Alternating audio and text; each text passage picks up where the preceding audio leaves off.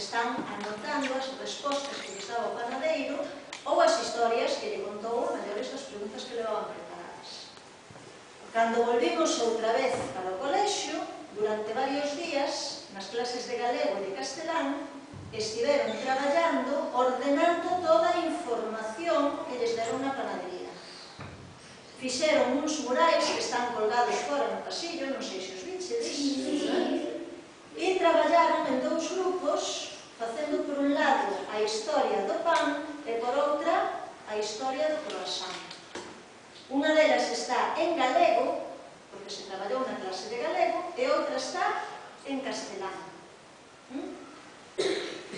Reunimos fotos que sacamos na panadería, ordenámolas, seleccionámolas, descargamos outras fotos de internet, xa as veredes, porque fan falta para explicar a historia do pan e a historia do croissant. Trouxemos algúns aparellos que tamén se utilizaban na panadería, pero que estos os tenemos aquí, unha casa, para que os vexades tamén, e o resultado é o que ides ver agora. Foron moitas horas de traballo para expoñer algo que dura solamente 15 minutos, pero foron moitas horas de traballo, así que espero que as saibades valorar. Cando acaben de falar sobre o pan e sobre o croissant, vamos cantar unha canción e a recitar unos poemas cortiños que tamén están relacionados cos niños e que traballaron na clase de música coa profesora María José. Vale? Pois a ver se vos gusta. Pois saberemos moitas, probablemente, porque son populares. Eso é o bo que teñen estas cantigas, non son miñas, daquel. Son de todos porque son populares e as sabe todo o mundo. Las escuchamos por práctica. Sí. Pois vamos a empezar ahora, se facedes o favor, caladiños. Nos vamos a falar do pan. Antigamente, dende a prehistoria, o pan só levaba 2 ingredientes. Eles moían o trigo e o millo, colocando entre cúsperes como estas. Metían a pedra de arriba e movían de un lado a outro hasta que saíra a farina. Logo, mesturaban con auga e saía unha galleta que era o pan que había na prehistoria que se secaba ao sol. Máis adiante, os egipcios fixeron así dibuixos nas pirámides que se facían día a día. Este dibuixo no que está recollendo os cereais, que son os montones de palla, de trigo, de cor amarelo.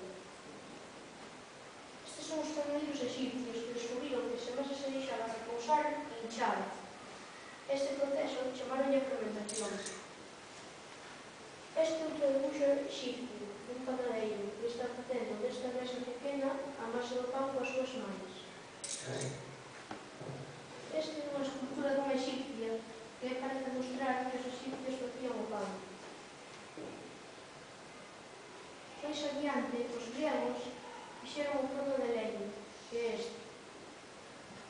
Metían o pan con estas pás, e tamén o sacaban con elas. Despois de cotelo, sacaban a masa, podíase no mismo lugar onde se queimaba a lengua.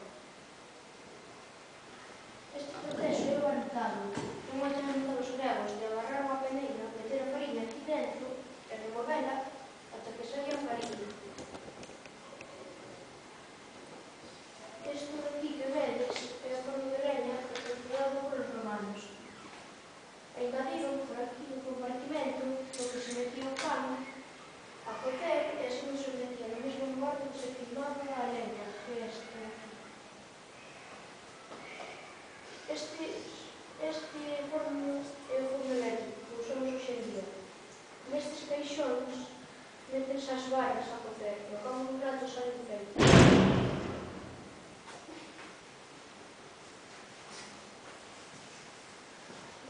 Eu vamos contar os ingredientes do pan. Primeiro empezamos pola farina, a auga, o sal, a levadura fresca e a masa madre. A masa madre é un trociño de masa que sobrou o día anterior.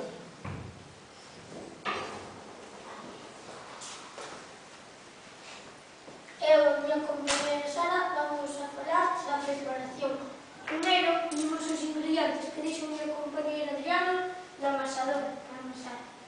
Con estes dos brazos mistúrase a masa.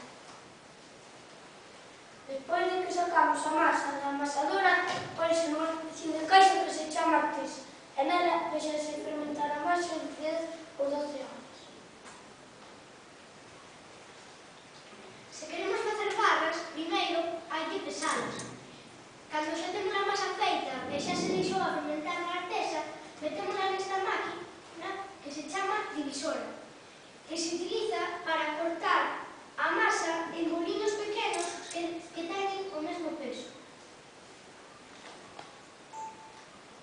Cando sacamos os boliños co mesmo peso da divisora, metémolos nesta outra máquina, que se chama formador, que, como di o seu nome, a súa función é darlle forma ás barras. Metemos os boliños e saen con forma de barra. Este que vedes aquí é o forno eléctrico, donde se cocen as barras. Esta outra máquina chamase carne, que se utiliza para meter e sacar as barras dentro do forno. Se queremos facer un brete, tamén hai que pesar. Se queremos facer un brete de 1 kilo, necesita 250 gramos, máis que máis, porque cando vayan con forno de leño, a auga evapórase e perde peso. Este de aquí é o forno de leña, donde se coce o pan de molete.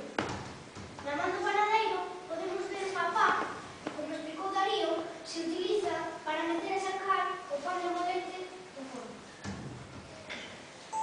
Como dixen antes, esta máquina de aquí chamase carne. Aquí podedes ver as barras que se acaban de sacar do forno eléctrico.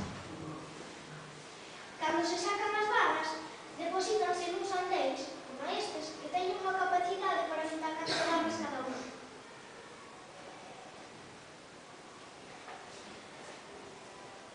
Eu vamos contar as curiosidades. Hai 300 variedades de pan en Europa.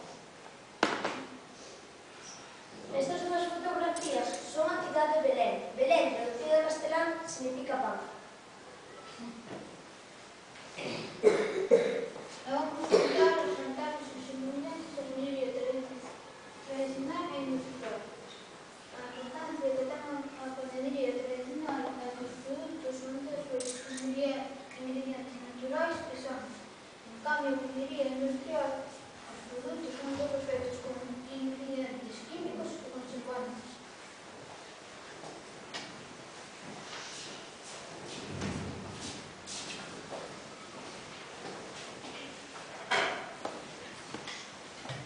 Hola, nosotros os vamos a hablar del croissant.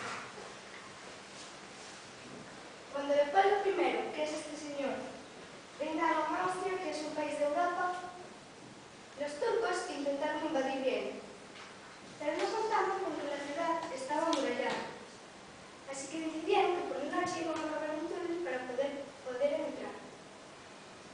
Pero no les salió muy bien, porque los panaderos trabajaban de noche y era de verano.